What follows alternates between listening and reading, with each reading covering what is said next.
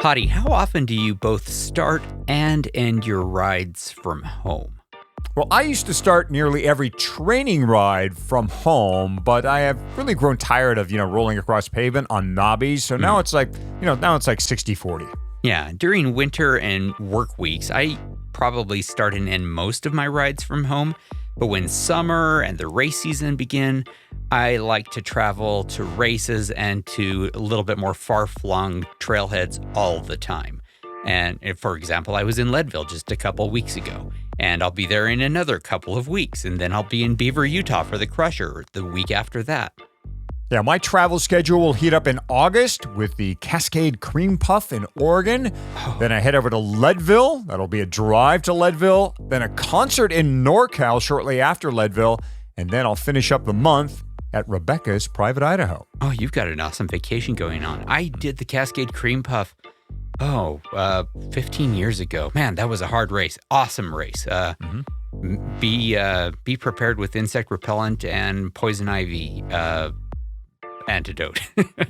Anyway, I think it's safe to say we cyclists tend to be on the go. And that's exactly why our presenting sponsor, Floyd's of Leadville, just came out with an on-the-go line of their CBD products. While in Leadville for the Trail Marathon, I met with Scott Thompson, who heads up the Floyd's of Leadville operation in Leadville, to talk to him about this new line of CBD products. We were getting a lot of feedback from people that, parsing out their protein to take with them, either for post-ride or after any workout. It's a little cumbersome trying to put stuff in plastic baggies and whatnot. And so we were getting a lot of requests for smaller serving or single serving stuff. And there were some things that we wanted to do with the brand as well, like come out with some food products and some other things. And so that was kind of the genesis of the On The Go brand, really making it single serving and smaller serving. So it's much easier for people to integrate it into their routine and make it really easy to make part of their post-workout, post-race recovery. Yeah. That's really the idea about it is. And it's kind of, it's funny, when we started talking about On The Go, Floyd said, well, aren't we trying to get people to relax and recover? But no matter where you are, you still need to do that. Exactly. And if you are relaxed and recovered, then it's easier to get on the go later. See, it all works. Thing of beauty. Yeah. So what are the main products in your On The Go line? So the flagship was really our gems, which is a low sugar gummy, and we do several iterations. We've got 10 milligram gems in a 5-pack or a 10-pack, and then we've got single gems that are 25 milligram or 50 milligram just in a single pack. So a lot of flexibility. And surprisingly, we're finding people that really like the gem as their CBD delivery system because it's hard for them to swallow pills or they don't like doing the tincture. So it's really opened up a new modality for people to get CBD on board that is very palatable, tastes great, and it's super easy to do. Be sure to check out Floyd's of Leadville, our presenting sponsor, at floydsofleadville.com. Use that code FATTY at checkout for a 15% discount on your first 2 orders, whether they're for the on-the-go products or anything else by Floyd's. And thanks again, as always, to Floyd's of Leadville for sponsoring the show. 3, 2, 1.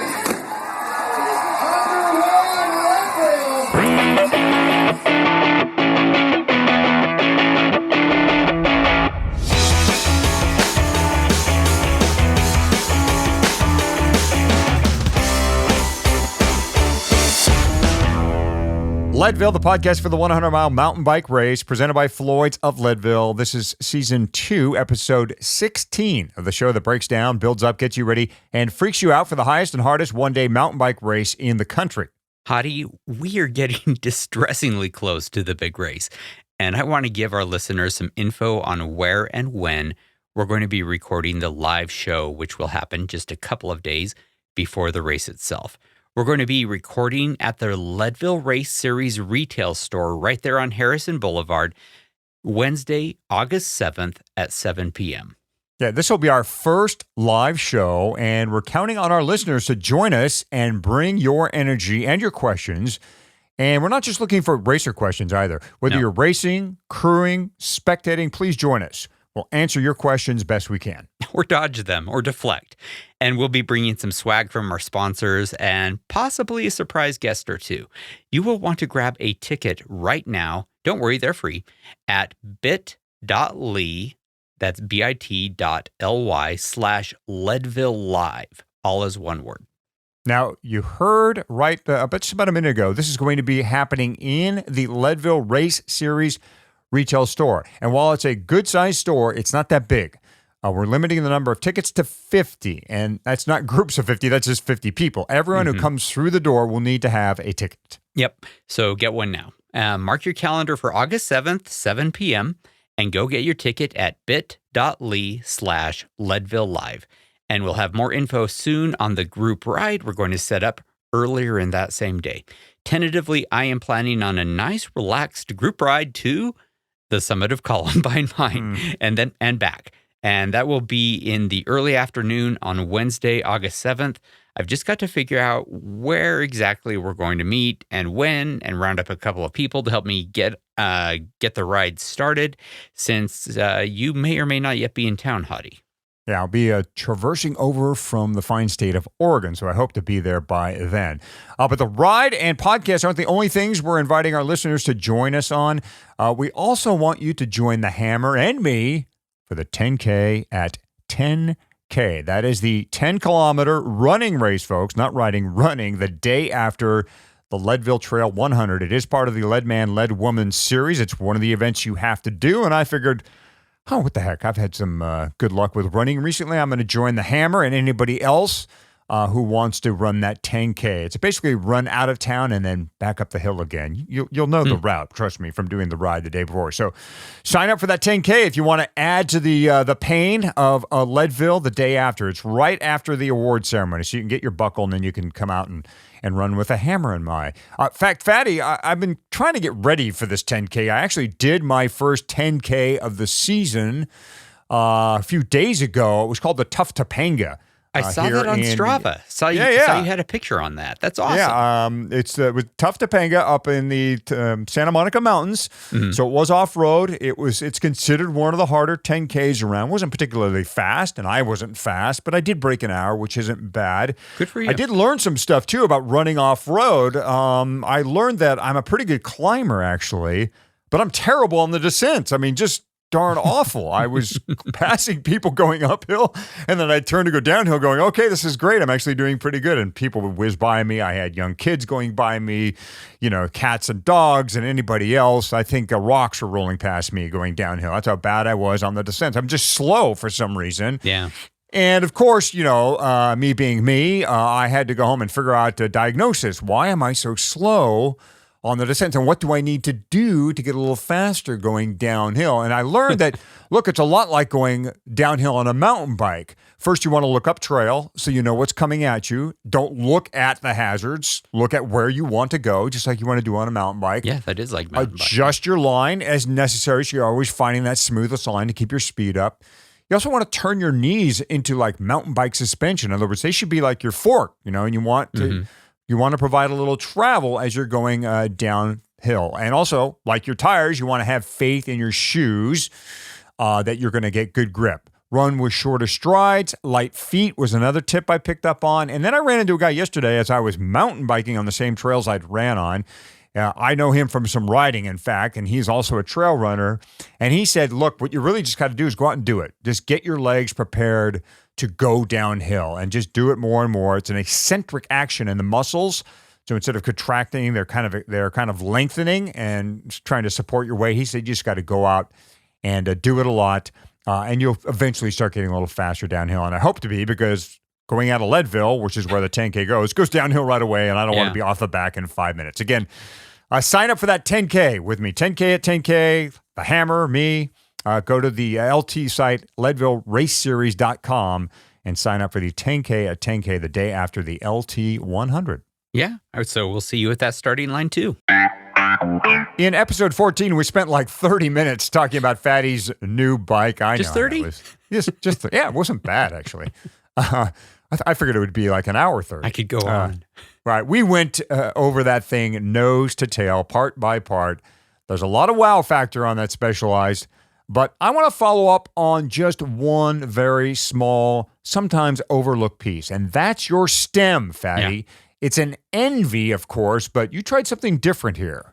I did. And I first want to say that I've got so much feedback on that episode. It's that conversation we had about my new bike is in fact the kind of conversation that our listeners love to have about their own bikes. And so everyone just felt like they were, with one of their own tribe. So I don't apologize for it. I celebrate my long-winded bike diatribe.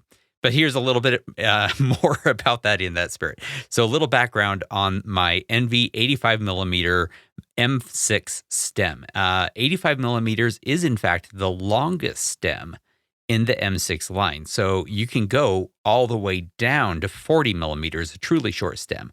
Up until now, for both road and mountain bikes, I've always used a 100 millimeter Envy sort of all-purpose roads, CX, mountain bike stem. You can use it for anything.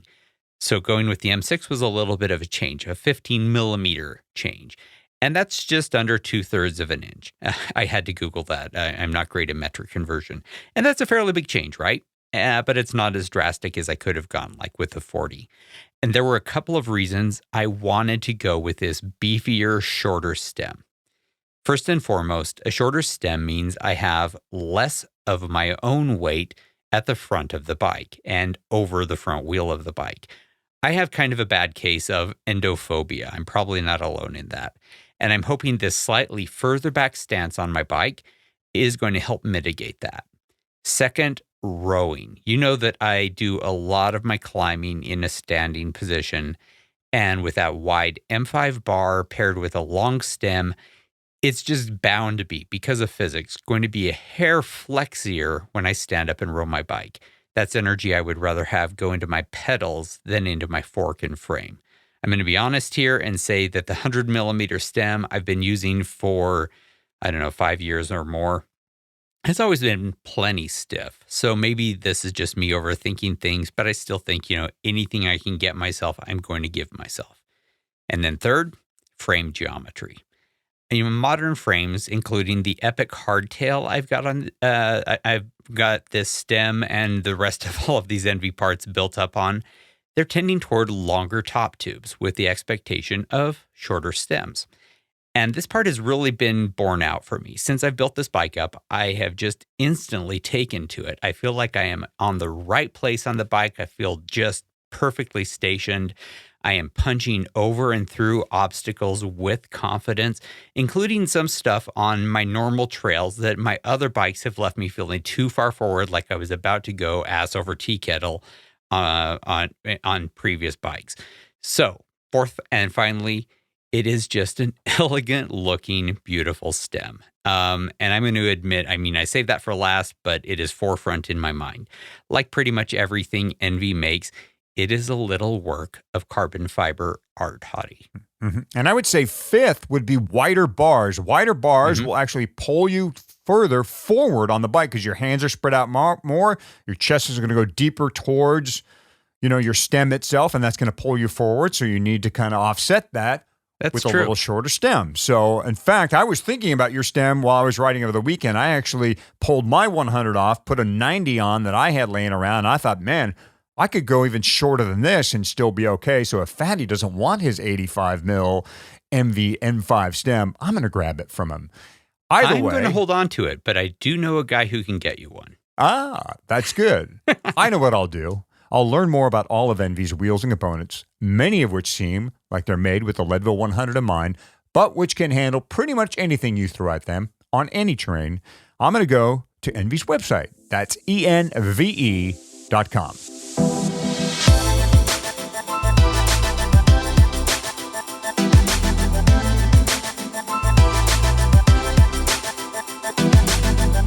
Folks, drinking is one of the keys to success at Leadville. Yeah. You want to go to the start line hydrated and stay that way for as long as possible. There is no argument when it comes to keeping hydrated, but how you get fluids into your mouth is another thing. So, on the Leadville 100 podcast, we present hydration packs or bottles. Ooh. Sounds like an Fatty? epic argument here. Yeah, you're the one with the most experience here. You go first. Okay.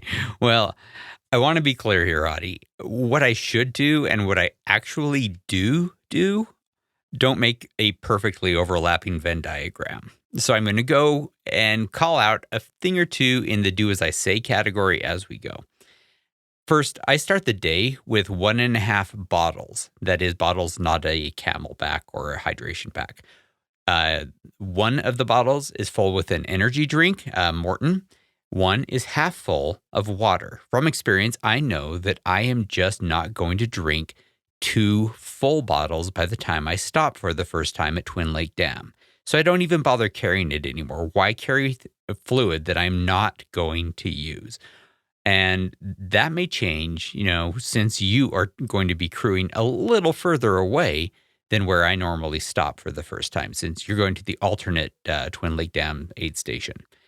But anyway, that 1.5 bottles generally takes care of me to Twin Lakes Dam. I know less than 2 bottles does not seem a lot, but the honest truth is I just don't drink very much when it's cold outside. At Twin Lakes Dam, I swapped to a small hydration pack, and I would suggest that if you're willing to wear a hydration pack at all, this is the time to do it. On the part where it's rocky and you're hiking, it is super easy to push with both hands and suck on a bite valve, stay hydrated. These frequent little sips while you march are a mostly missed opportunity for riders who have bottles and have to try pushing with one hand while they reach down and grab a bottle with another. As you are coasting down from Columbine, it's easy to drink from a pack. You really cannot, especially on the first 3 miles, drink from a bottle. There are just too many people being too unpredictable. And then back at Twin Lakes Dam, I'm back to 1 single bottle because I'm just going to be an hour to my next aid station. That's going to last me to Pipeline, where I pick up the pack again, and that pack is great for this final section of the race, hiking Power Line, descending Sugarloaf. Pack is useful for the same reasons I am when I'm hiking Columbine and descending Columbine. It's not great to have a pack as you're grinding up the pavement. I admit that. Nor is it fun to have a pack when you are on the Boulevard final stretch. But there's honestly not a lot I can do about that, right? You got to take the bad with the good. So that's my strategy for bottles and hydration packs. I use both. How about you? Yeah, I like that approach. My approach has always been bottles. It's probably my roadie background. I just went into endurance mountain biking figuring, well, I'm just on a dirt road ride. So I always went with bottles. I never liked having a pack on my back, although I'll have to say recently I've evolved. For me, it was 2 small bottles at the start. It's probably not unlike your strategy where you had a big bottle and a half filled bottle. I just went with 2 small ones at the start. And like you, I found myself barely, if ever, finishing those 2 bottles by the time I hit the Pipeline feed. So 2 small bottles at the start. You probably want to know what I had in them. Probably, yeah, I know at the time, the times I've done Leadville, I've mostly been a guy who's been all about hydration in the bottle, food in the pockets. It was probably just electrolyte mix in those bottles. Yeah. No, actually, I take that back. The first year I was doing some heavy duty energy type drinks in one of the bottles. Yeah. So I dump both those bottles at Pipeline and pick up a large fresh one at Pipeline and then get my rear over to Twin Lakes where 2 fresh small bottles would be waiting for me and those would go in the cages and up I'd go. And yeah, those things would never get finished. I'd make it all the way back and I'd be lucky if I had 1.5 down by then. And again, for the reasons you stated, it's just a very difficult place to drink. Going uphill is okay in the tree section. Sure. You can reach down and drink there, but you get above the tree line, you get in that rocky section, up and back and down the hill again. Drinking in those areas, out of bottle cages at least, can be very difficult. Yeah, so, you need both hands. Yeah. On the way back, I would grab a large bottle at Twin Lakes and get my rear over to Pipeline. And then at Pipeline, I would go with 2 large bottles to get me home to 6th and Harrison. So never a hydration pack for me at Leadville. were I to do the race this August, I think I would change that strategy and I would go with something very similar to you, though I might grab a hydration pack as soon as I hit, depending on how hot it was, Pipeline going outbound and wear one all the way to Twin Lakes. And if I had to switch at Twin Lakes, do so there and grab another one there and go up the hill and down and Sure. and then grab one going inbound again too. But I think that I would go for a hydration pack this time based on how much I've been riding with one recently. So I get it. I get why a lot of folks are more likely to drink when they have a tube connected to a reservoir of fluid that's sitting there right in front of them. People like last year's women's champ, Larissa Connors, who says, yes, she goes with a hydration pack. I know from all the 100-mile races I've done that I don't drink out of the bottle as often as I do when there's a tube right next to my mouth. And the first 2 hours of Leadville, you get caught up in like the excitement and the hype, and there's lots of people around you, and it's technical, and you're climbing, but you're excited. And so you don't drink. But if that tube is right there and you're drinking, the first 2 hours are really important for being hydrated. So if you don't drink at all or don't consume any calories for the first 2 hours, you're basically screwing yourself over. And for me personally, if I'm climbing, the first climb is Keevens. St. Keevens, yeah. So if I'm climbing St. Keevens and there's 100 people around me and it's loose and rocky and sometimes people get off in front of you and you're like, no, I'm not going to drink because there's too much going on. And if that Camelback tube is right there, I'm sticking it in my mouth and drinking, and taking all those little sips over the first hour or 2 hours is going to help me out so much later on in the race, especially when I get to Columbine. Because if you're already dehydrated by Columbine, you're screwed. And you can't make it up. You can't like drink 3 bottles at the base of Columbine and then be fine. It doesn't work like that. Yeah, sound advice there from Larissa. Now, there's dozens of hydration packs to choose from, but here are a couple on both sides of the spectrum, kind of extremes of hydration packs here. I found both of these packs at Sea Otter this year. First, the new kid on the block. It's from Hydro Flask. I got with Lucas Alberg from Hydro Flask to talk about their unique Many folks approach. may know Hydro Flask for their tumblers. If you like your nice coffee in the morning and you're a commuter, you might have one of their commuter mugs. But now they've made an entry into hydration packs. This is your first bike entry, isn't that right, Lucas? It is. It's our first bike entry, and it's our first time here at Sea Otter as well, so we're excited for both. Yeah. So we know a lot of folks racing the Leadville Trail 100 may go with a hydration pack. A lot of the folks out there are going to have a long day out there, are going to have a hydration pack. What differentiates your hydration pack from the others on the market? Yeah, so Hydro Flask itself, we've been known as insulation experts over the years, and so we keep things hot or we keep things cold. And so with that, we parlayed that insulation expertise into the hydration pack category. We're certainly not trying to emulate anything that's been out there. We're trying to do something that we know that we can do well, which is keep things cold for a really long time. And so that's our main intent with this hydration pack, is to keep water icy cold for 4+ hours while you're out on the trail on a long day. And so how we do that is a 4-part system that we call the cold flow system. And so we partnered with HydroPack to make an insulated bladder, and then that goes in a reflective neoprene sleeve to further lock in that temperature. And then the material itself is a really strong abrasive resistant material. It's got taped seams, watertight zippers as well, so no cold or heat transfer is going to occur with that.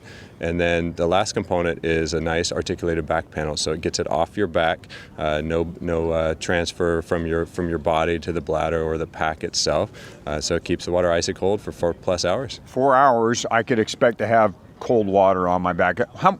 Do you have an approximate, if I'm wearing the 10-liter pack, which I have on right now, and that's the smaller of the 2 packs, which would probably be appropriate for somebody who was thinking about doing a race as opposed to a long day in the saddle bike packing and such. Do you have any type of guess on what kind of weight, if it's just the fluid involved here in a 10-liter pack? I don't know off the top of my head, but I can tell you it's not the lightest pack on the market, but it's certainly not the heaviest. It comes in somewhere around the middle. So you'd be compensating a little bit for the weight for the cold water, but really in the end, the idea is that's going to motivate you to drink more water, stay more hydrated, and so that you'll do better in the saddle. And you encourage folks to put ice in the bladder itself? We do, yeah. We're kind of trying to change the perception as well of how to fill the bladder, as I think most of us in the past have simply taken the bladder, put it under our faucet, our sink hose, and then stuffed it in the pack and then went. And by the time we even start our ride, oftentimes it's somewhat tepid water.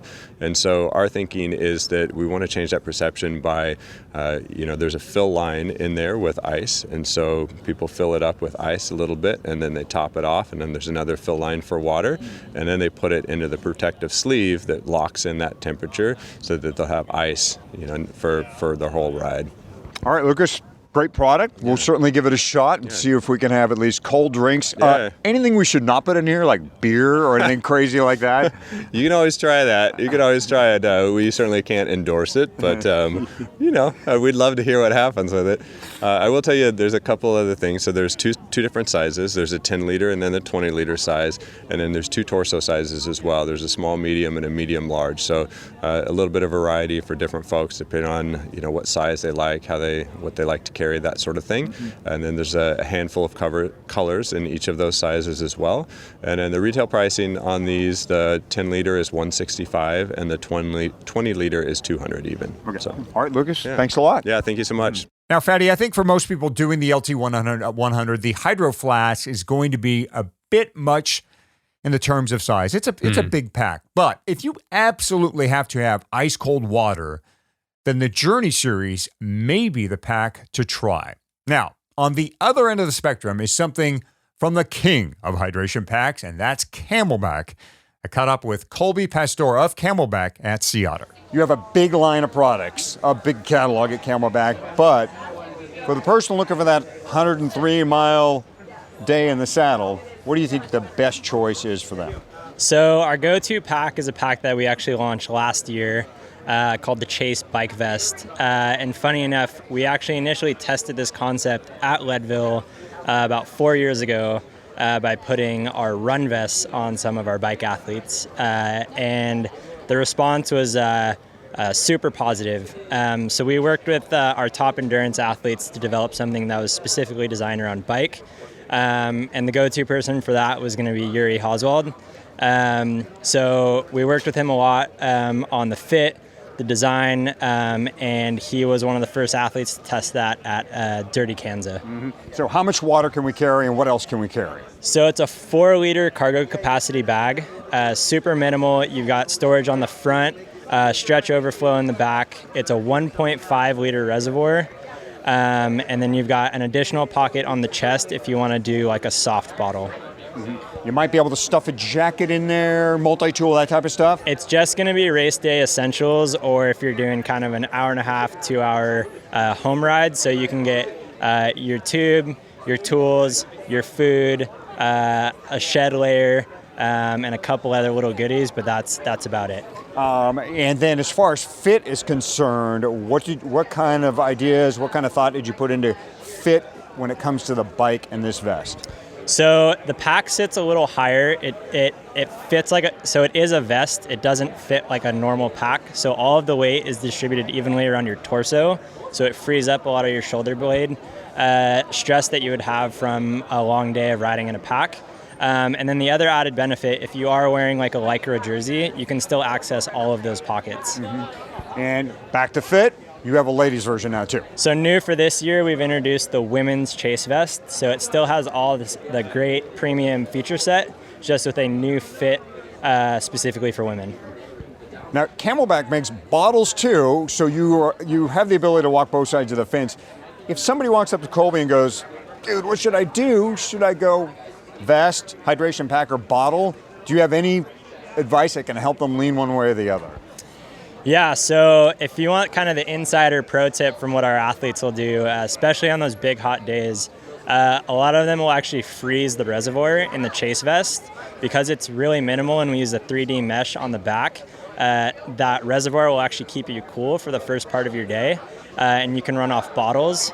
And then as that ice melts and keeps your core temperature lower, you'll have ready to go ice cold water. So the answer is both if you can. Absolutely. Colby, thanks so much for lending a little hydration advice to the podcast. Thank you, guys. So a couple things on the small pack. First, the freezing technique that Colby talked about. You probably don't want a frozen bladder on your back at the start line when it's Not on this one. Yeah, when it's going to be 40 degrees at the start line and 32 going downhill. So pick up the frozen pack at either Twin Lakes out or inbound. That's probably a good spot to do it. It'll provide a little cooling for you. The other thing is that hydration packs are slower to change in and out than bottles, so have your crew ready to help you out with this. A buddy of mine actually had 4 complete systems in place, so instead of sliding bladders in and out, he just changed the whole pack. There are now other brands to consider, other than the ones you heard about here from Camelback and the other brand. Osprey being an obvious choice.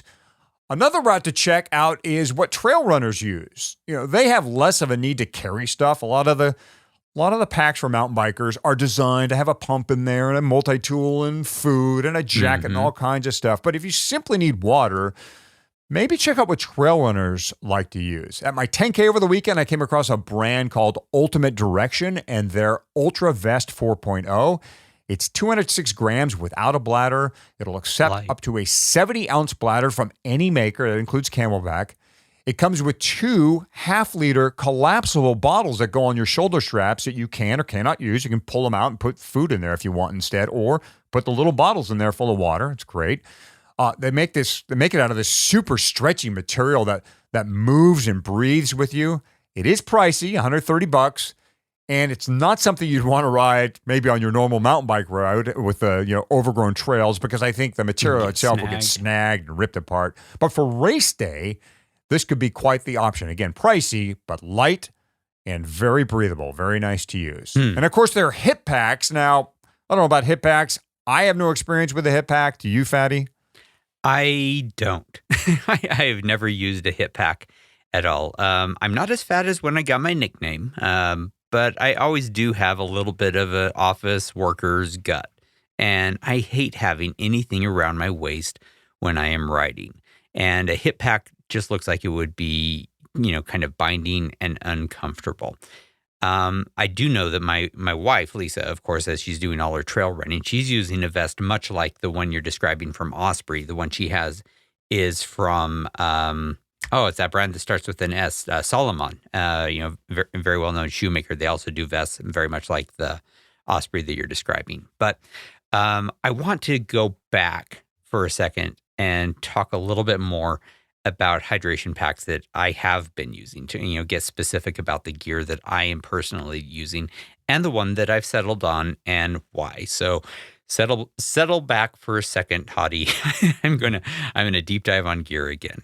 Camelback, the one you just described a second ago. Our friend Yuri Hauswald has a really great working relationship with Camelback, and he actually helped design the Chase vest that you've described and have been talking about.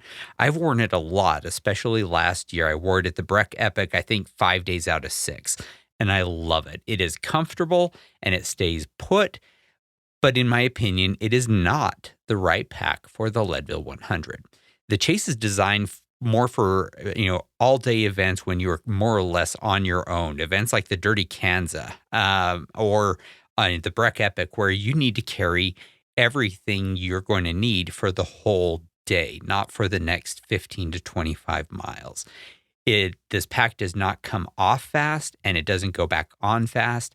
And if your shoulders aren't super flexible, like mine, they had plenty of injuries when I was younger that make it so that my shoulders are super unlimber now. You might find yourself struggling in and out of the thing when you are tired and race stupid. Which leads me to the S2E Airborne 3L. There are a few things I love about this pack. First of all, the padding on the back keeps it from riding on your spine, and it stays perfectly in place. S2E's logo is no dancing monkey, referring to the way old-style Camelback packs used to shift around and bounce on your back, and S2E has totally nailed it. This thing just stays in place comfortably, and I honestly don't know that it is there. I went on a ride for a mountain bike ride for 8.5 hours yesterday. I wore this the whole time. Honestly, I completely forgot that I was even wearing it, except for when I needed to drink. The Airborne 3L has a nice detachable zippered pouch on the back for your stuff, but the pack rides so high on your back that you can also get to everything in your jersey pockets. So I'll be leaving the pouch off during Leadville 100, unless the day looks like it's going to rain, in which case I will have my Gore Shake Dry jacket stowed in there. The harness system on this thing is the real star of the pack, though, Hottie.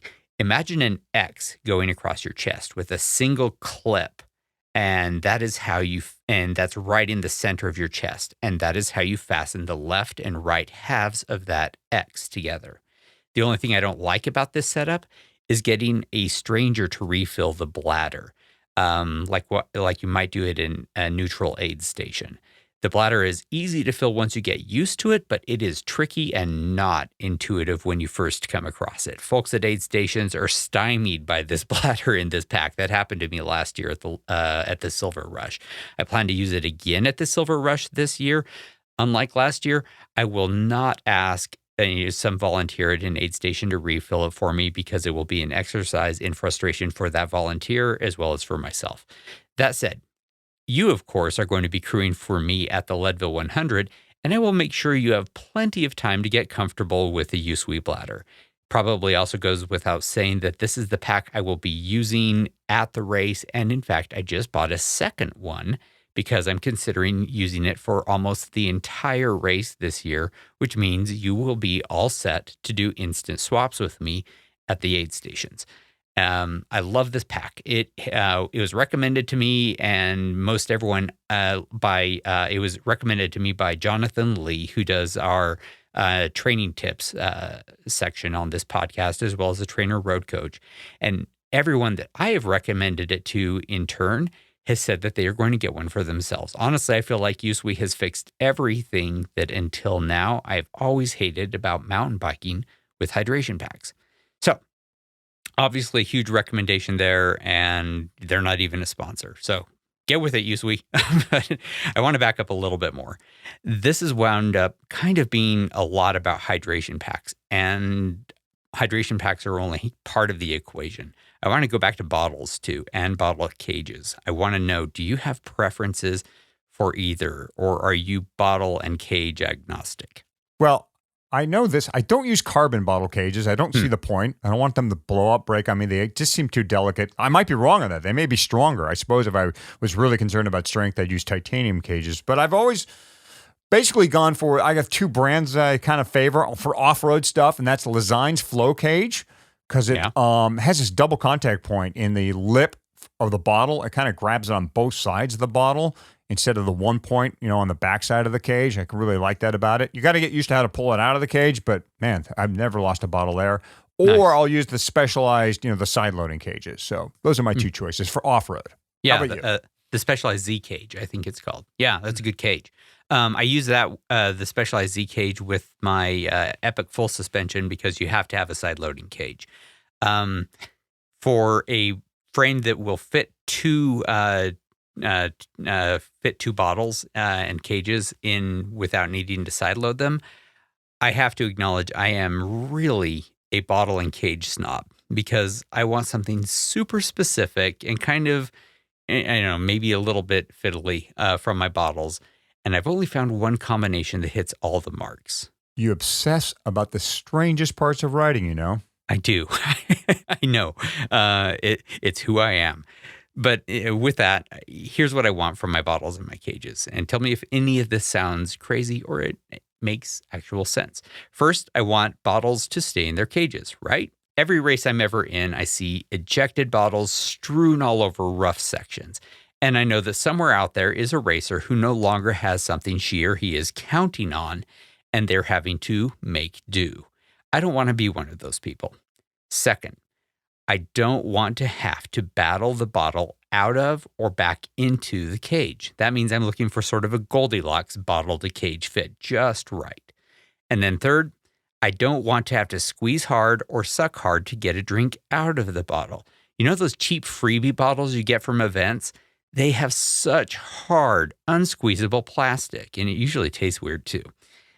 The work spent on getting a drink, I think, is more or less wasted work. I want to be able to squeeze half the bottle out in one easy squeeze from my tired old hands, and I should be able to do that easily and without skipping a single breath. And you know how hard a good breath is to come by in Leadville.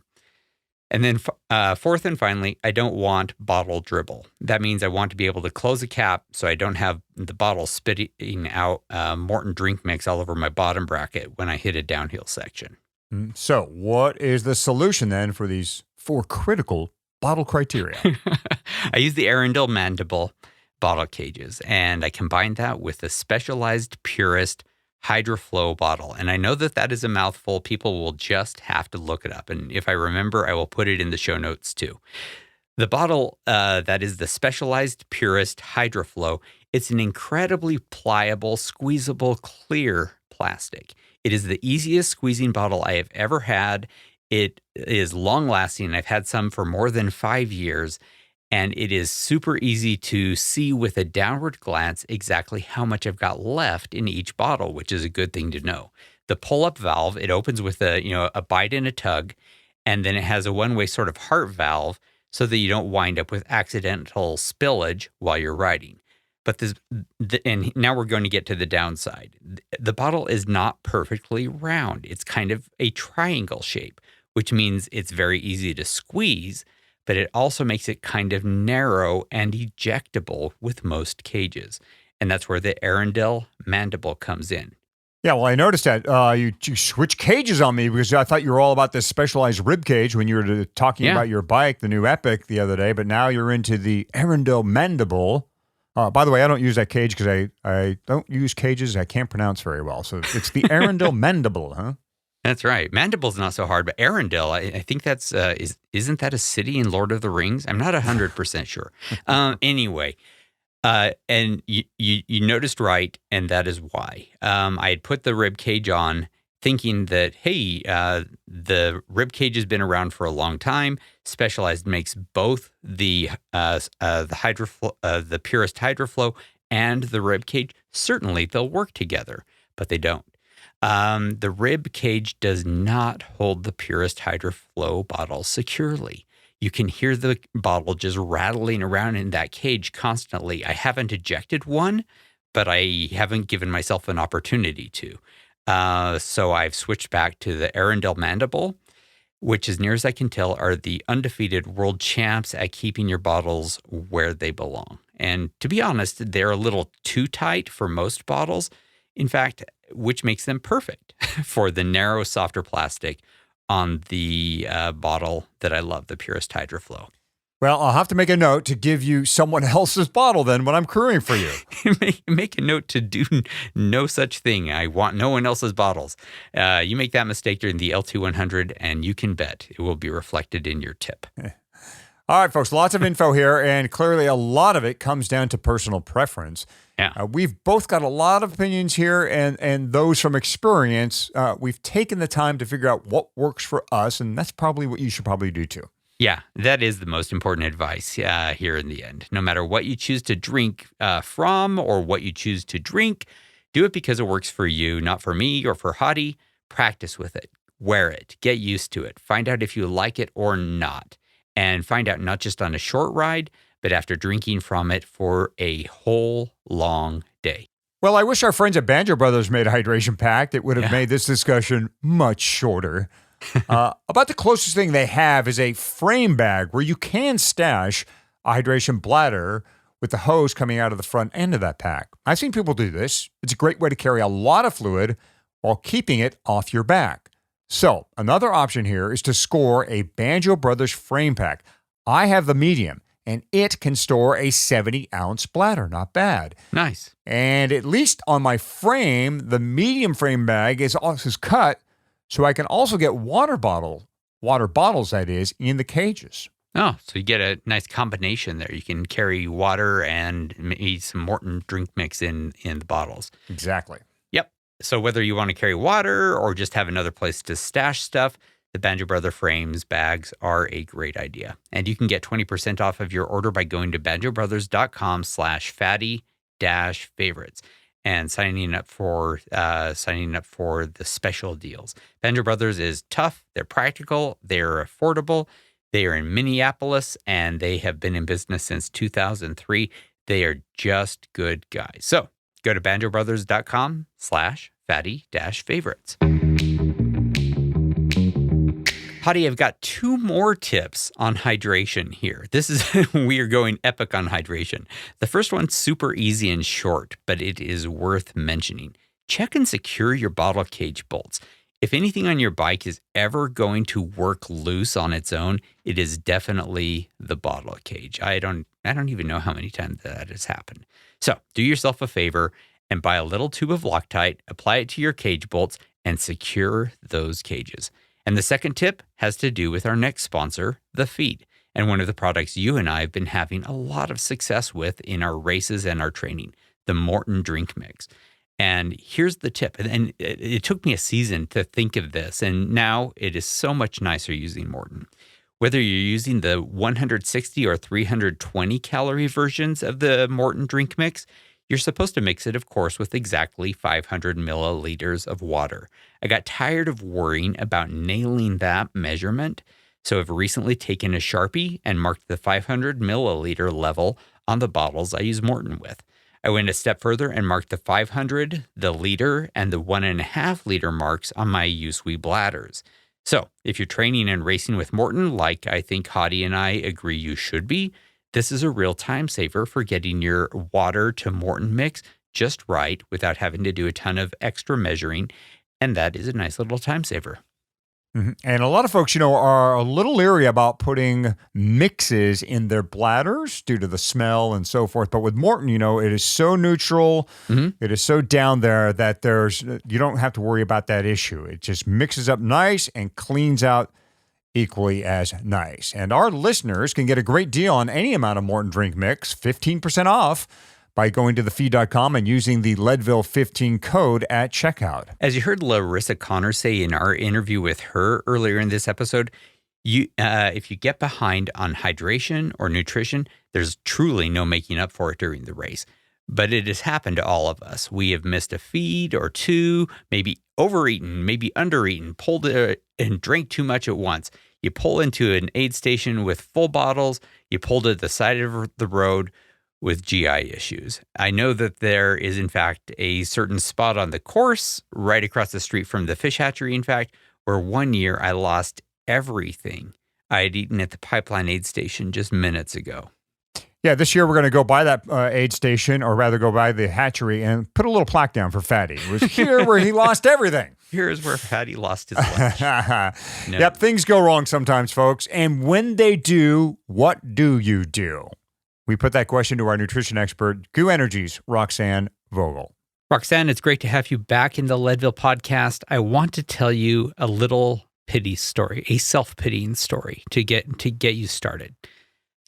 One of my strongest, worst memories of the Leadville 100 is at about mile 80 or 75, 78. It was on the pavement, and suddenly everything that I had eaten at the aid station just a couple of miles before came right back up, and I won't go into details, but it was gone. And I was in a bad way for a long time during the race. And things go wrong during the Leadville 100. What can you do when you throw up, or you get behind on your nutrition, or you get dehydrated? Oh, that's a big can of worms there, Fatty. So many things can go wrong. And so many things do go wrong. And you hear these horror stories, like yours. And you really feel for the person. But it's like, yeah, what can you do in those cases? And, well, there are a few things. So thankfully, we have some strategies. And I think number one is a lot of times it just comes down to you get out there, you're so excited, you're like crushing it from the beginning, and then you get a little too excited and you just push yourself too hard. And, a lot of people tend to get sick just from overexertion. And that can really happen kind of towards the later stages of the race.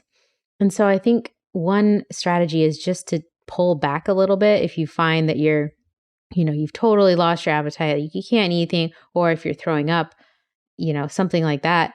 You might just need to to take it down a little bit and then kind of regain that blood flow to your GI tract. And that can tend to take a little bit of time, but it'll make you feel better. Ultimately, you might have to back off the pace, which a lot of people don't want to do. But I'd say number one, just take it down a notch and see if that helps kind of correct the course. Another thing that I like to use with our athletes is actually having something like a ginger chew or something like that on hand, just in case something goes wrong, something that will soothe the stomach a little bit. Even if, some people just do a Pepto-Bismol, that works for some people. But I like ginger just because it tends to be a little bit more refreshing, especially if you are kind of nauseous or you are throwing up. Ginger has been shown to improve those symptoms. So, like a ginger chew or a lozenge or something like that can be really nice in those cases. I've never tried that. Yeah. And ginger is one of my favorite flavors. Oh, yeah. It's totally a game changer. So I always have at least a couple of ginger chews just kind of tucked away in a pocket for just in case. Put that on the list of stuff you got to hand me, Hottie. Ginger chews. I have ginger peanut butter chews, in fact. They're quite delicious. Ginger peanut butter chews. I've never heard of these. Yeah. No. So, Roxanne, what if we get behind? Suddenly we go, oh, I missed a few gel shots. I didn't eat that bar. I couldn't finish that sandwich. I'm behind on my calorie count. What do I try and do? Yeah. So at that point, I wouldn't say try and make up for it. So you don't want to go and try and retroactively put those calories in, because then you're just going to overload yourself and your GI tract at a time when there's just not a lot of blood flow going there anyway. So I would say just try and get back on track as soon as you can and get back on your plan. There's no point in trying to go back and correct course. Just try and start getting those calories in back on schedule. So if you're at a 250 calorie per hour kind of estimated needs level, just try and get back to that as soon as you notice that you're sort of getting off of it. And hopefully it won't have been long enough that, things have gotten too far off. The body is really adaptable. So if anything, going a little lower on the calorie is less harmful than going too much, right? So there's more danger in kind of trying to do too much than being a little on the low end, I would say. Now, something that has happened to me, I don't even know how many times during the Leadville 100 is as I am going up to the Columbine Mine turnaround, the highest point in the race, my willingness to eat just goes through the floor. The thought of eating becomes very difficult. And this is between 40 and 50 miles into the race. Is that because of altitude or because I'm tired, or what is it? And how can I essentially force myself to stay on track? Yeah, it's an interesting kind of phenomenon where you just sort of lose your appetite all of a sudden. And I really think a lot of times it's related to intensity and just, that blood flow going away from your digestive tract. It's not natural to eat on the run. Humans were not designed to be eating while they're chasing down their prey or running away from, predators. So I think it's just this thing where, blood flow is going away from the GI tract and you just don't want to eat because it's not a natural thing to want to do at that point. So we basically kind of have to, trick the body into wanting to eat or getting blood flow back into the GI tract. So again, either backing off the pace or doing something that is going to be not a lot of effort. So something maybe you're not chewing. So either liquid calories, or even if you want to suck on some hard candies, I've found that's a really good way. I just shove a couple hard candies in my cheek and then it just sort of melts over time. Even that minimal amount of calories in will help kind of offset the deficit that's growing, right? So you're never going to be making up all of the calories that you're burning in an event like this. It's just not going to happen. But if you can offset the deficit a little bit, that's better than nothing. Hottie's famous chipmunk method. Yeah. Oh, yeah. Have we discussed this before? Shoving a bar in your cheek and letting it sit there until you finally chew the whole thing down. That's the chipmunk method that I've instituted many times here at Leadville. Roxanne, I've heard some people say glucose tablets can also be a little bailout if you're in trouble. Like if you need some quick energy, that a glucose tab can help you through that. What are your thoughts on that?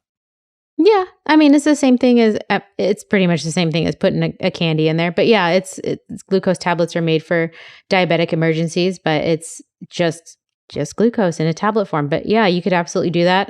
Or you could just do some hard candies or something like that, or you could do a gel. But yeah, why not? That works. And how about the hydration side of the nutrition equation? It's of course possible to get behind on your hydration, and then unlike just not having enough energy, you don't have enough fluid in you. Is that a serious problem? And can you catch up on that? And then also the flip side of that coin: what if you've been drinking too much and you start feeling sloshy? You often hear about overhydrating in races. Is that a problem? Right. So, two sides to the same coin. So it's really easy to get dehydrated. And I think that's often more of an issue for Leadville is the dehydration. And I would strongly advocate for people to start the race well hydrated, because I think that's a place where a lot of people can improve their strategy, is just in the days before and then morning of, just making sure that you're well hydrated so you go into it like already set up for success. So taking electrolytes in your water kind of in the 2 or 3 days before the event will help you absorb that water better than just drinking plain water. I usually have people start a couple days before and just making sure they're kind of pumping the fluids. Dehydration is definitely, it can be a downward spiral pretty quickly. You get dehydrated, you lose a little bit of cognitive function. It just puts a lot of strain on your cardiovascular system. It's harder to pump blood to the extremities, harder to cool the body, especially on a hot day. So yeah, it's definitely brutal if you get dehydrated out there. And so I would say start early, go in hydrated, and then just, as best you can, make sure you get those fluids down, and adding electrolytes to it will help you hold on to that hydration better than just drinking plain water alone. And then on the other side, the overhydrators. So you see this a lot more, I think, in sort of like the running, like marathon crowds and things like that. But people who are out there and tend to be like the 6-hour marathoner, and they're just kind of drinking a ton of plain water, but they're not moving super fast. So they're maybe not losing as much water as they think, can get this condition of hyponatremia, right? So low blood sodium levels, which can be super dangerous. And I've actually seen this happen to a friend of a friend who was running the Grand Canyon recently this past year, and ended up in a seizure and had to be life flighted. Like, it can be very serious. So, again, that can also be corrected with having some sort of electrolyte or having some sort of calories in your drink, right? So not just drinking plain water all day, which makes you kind of dilute your blood sodium content faster. So right. Yeah, in both cases, I would say look to some electrolytes maybe. Yeah. I have one tip that is actually going to come in the form of an ask for Hottie. I always look to my crew for help on staying hydrated. That is, do a little bit of policing. Ask your crew to do a little bit of policing of your hydration as they change your bottles. Check and see if you are drinking everything that you had both agreed that you would be drinking, and if not, a little scolding is in order. So yeah, ask your crew to help you make sure that you stay on top of your hydration. Roxanne, one of the tough bits about Leadville, and you've probably experienced this in trail running too, is drinking on the fly, like grabbing your bottle, drinking it, even if you have a hydration bag, because there's so much jostling around, your gut's jostling around, your equipment's jostling around. Just getting the fluid in you can be difficult. So a lot of times what happens is you pull into your aid station and you start chugging a lot of fluid. What happens? Good or bad? Is that a bad thing, good thing? Doesn't matter? Yeah, I mean, it really just kind of depends on the person and how accustomed they are to taking in large volumes of fluid. You can actually train your gut to accept, larger volumes of fluid and handle that pretty effectively. So if you've trained for that and you're prepared to do that, and that's been your strategy, then by all means. A lot of people will chug a bunch of fluids and then they'll feel sort of like a sloshy stomach, and then that's not very pleasant. and it makes you not want to drink. So for those reasons, I would say try and do the sip and nibble method as much as you can throughout the course of the day. So try not to do anything too much at any one point, but try and break it up and be more gradual with it. If you have like a hands-free Camelback or something like that system, that's kind of a nice way to do it, because then you can just take sips off of that periodically. But yeah, I think for most people, a good strategy is the sip and nibble. So treating it like an IV drip, where you're not just like mega dosing every 30 minutes or every 45 minutes or every hour, a bunch of calories and a bunch of fluids at once. That's more likely to lead to GI distress for people with sensitive stomachs. I would say try and break it up a little more gradually. That's a great way to think about it, is an IV drip. Mm-hmm. Okay, we want to thank Roxanne for our race day strategies when things go wrong. This was a things go wrong list, folks. So again, to recap, if things are going wrong, one of the best things you can do is just pull back, relax a little bit. Your gut just needs a little more blood to it, and obviously all your blood is going to your legs and arms and head and wherever else. So just pull back a little bit. A ginger chew, this is a great tip, Fatty. A ginger chew can help calm your gut. You heard Fatty's story about leaving lunch on the side of a road in Leadville. A little ginger chew may have bailed him out that day. Don't try to make up for calories if you get behind. Just get back on schedule is a good idea. And then there's dehydration and overhydration. Both can be a real issue. I think most of us probably suffer from the former rather than the latter. But either way, try to get some more electrolytes in you. Try to get back on your program again. And if you're overhydrating, obviously, stop drinking so much and be on your way. We want to thank Roxanne Vogel for getting us through our Leadville race day.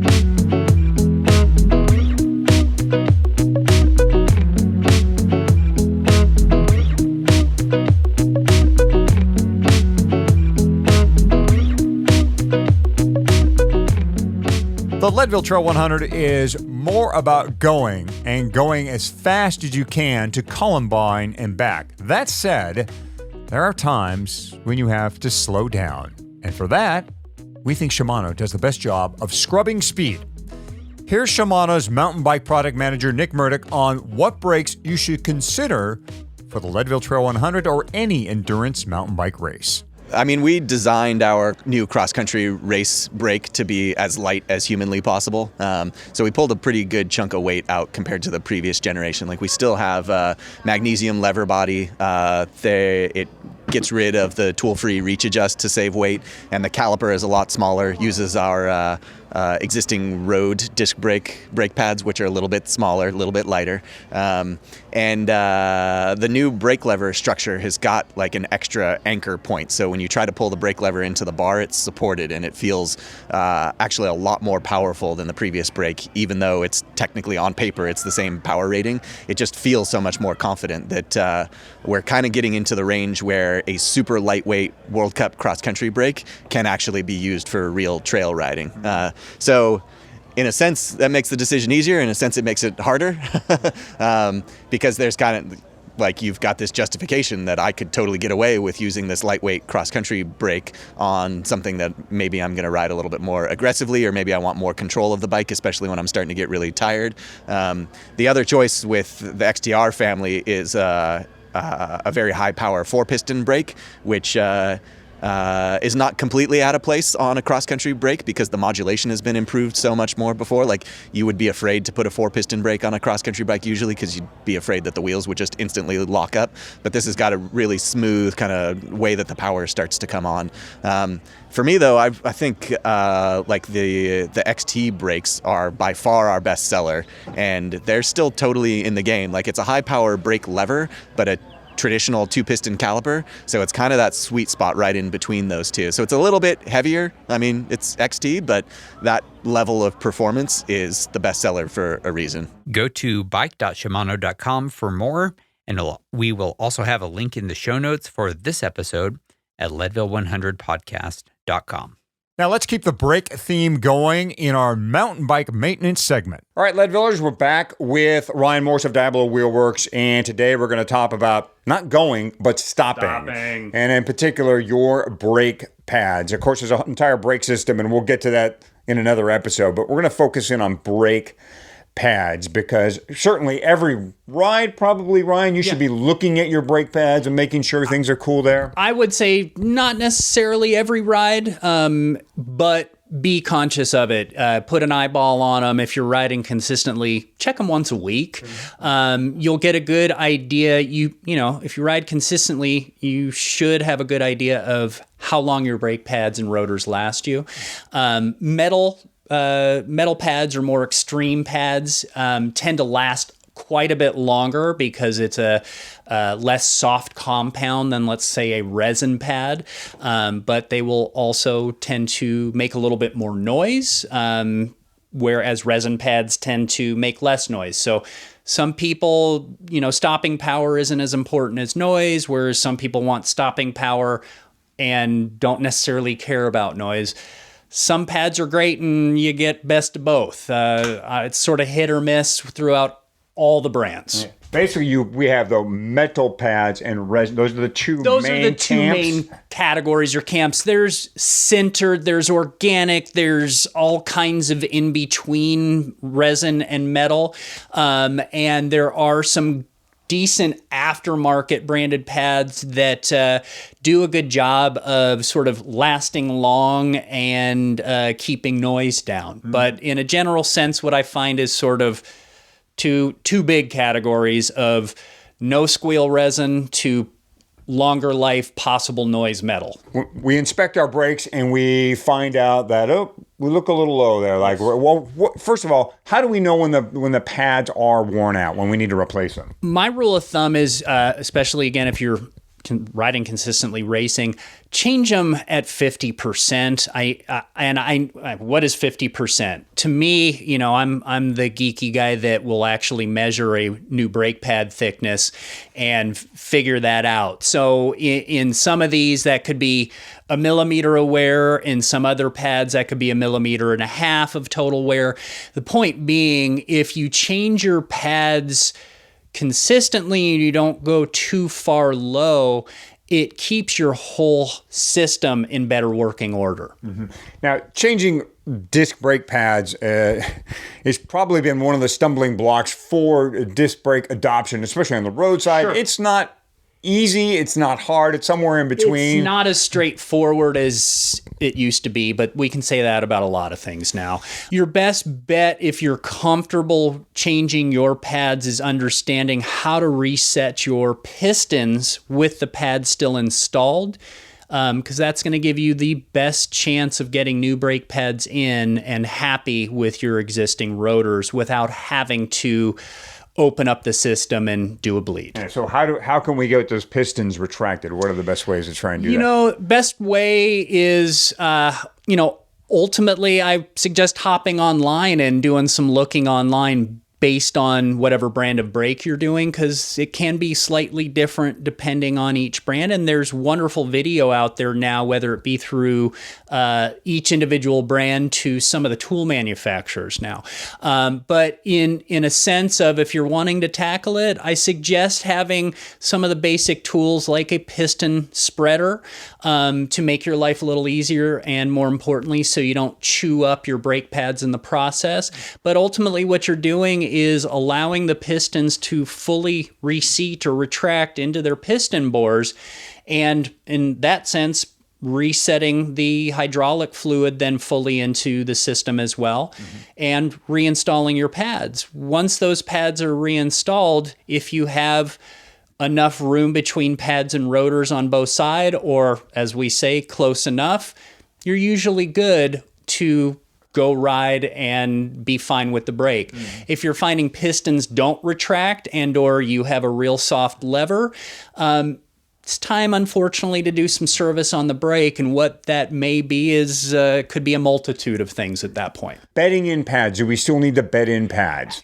Absolutely. When I put new pads, new rotors, what have you, on a customer's bike, I will always test ride a few times and heavily apply the brakes, more for me to sort of shake out any weirdness in the system.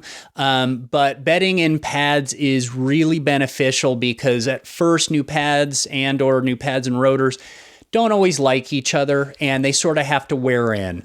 But more importantly, you want to make sure you have good stopping power before you get too far up the mountain and find out your brakes are not so happy. Yeah. Okay, again, so it's metallic for better stopping power, longer life, resin for lower noise. And, lower noise is usually preferred. And I would say it's also dependent upon your area. Again, we're lucky, Southern California, most people, if it rains, they run away from it. So you can get away with resin pads year round here. You move somewhere where it's a little wet or more, like the Northwest, metal pads are heavily favored because you can burn through resin pads in a couple rides. And if you're in the LA area and you need help with changing your brake pads out, Dabbler Wheelworks, Ryan Morse. Come on down. He'll help you out. Thanks, Ryan. Thank you. Next time we get with Ryan, it will be a nuts and bolts discussion. We will go over those critical Allen and Torx bolts holding your bike together. All right, let's wrap up Season 2, Episode 16 of the Leadville podcast, presented by Floyd's of Leadville. If you like the show, give us a 5-star rating and review over at Apple Podcasts. Also, share it with your other cycling friends and support our sponsors. Let them know you appreciate them making this show possible. Meanwhile, if you have ideas or questions for us, head to the Leadville100podcast.com comment section and get in touch. So follow me on Twitter. I am at Fat Cyclist. Hottie is at Michael Houghton. You can also find us both on Facebook, where we are active in the Leadville 100 MTB participants group. Good luck in your training. Thanks for listening, and we will see you at the start line. And in the podcast recording, and on a bike ride before the race, and on the course during the race, and at the aid stations, and at the finish line, and on the run the day after the bike ride. Yeah, let's just say we're going to be hard to avoid. Impossible.